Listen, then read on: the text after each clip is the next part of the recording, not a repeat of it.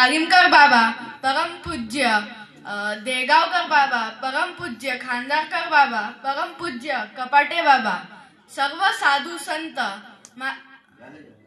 माझे आई वडील, आजी आजोबा आणि सर्व घुमारा ग्रामवासी, मानभाव पंथात श्री दत्तात्रय प्रभूंचा अवतार हा त्रेतायुगात पिता अत्रि ऋषी पासून माता अनुसये यांच्या गर्भी जन्मलेला अवतार होय.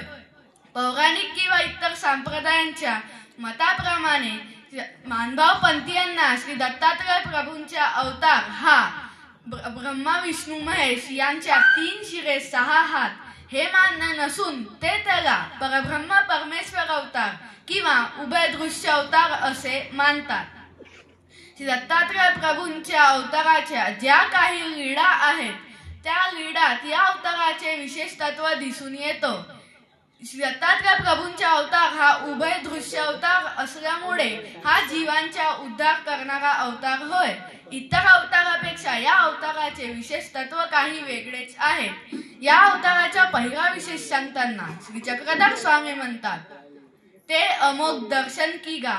ते अमोघ दर्शन म्हणजे भेटण्यास दुर्मिळ अथवा दर्शनास दुर्मिळ, परंतु जर त्यांच्या कृपा प्रसादाने दर्शन झाले तर ते निष्फळ जातच नाही, त्या जीवाचा उद्धार होणारच. या अवताराचा दुसरा विशेष सांगताना श्री चक्रधर स्वामी म्हणतात, श्री दत्तात्रय प्रभूंचा चिरायू अवतार. चिरायू अवतार म्हणजे या अवताराचा नाश नाही. श्री दत्तात्रय प्रभूंचा अवतार हा 4ही युगात त्याच मूर्तीने दैनंदिन नित्यक्रीडा करत राहतो व पुढेही राहणार.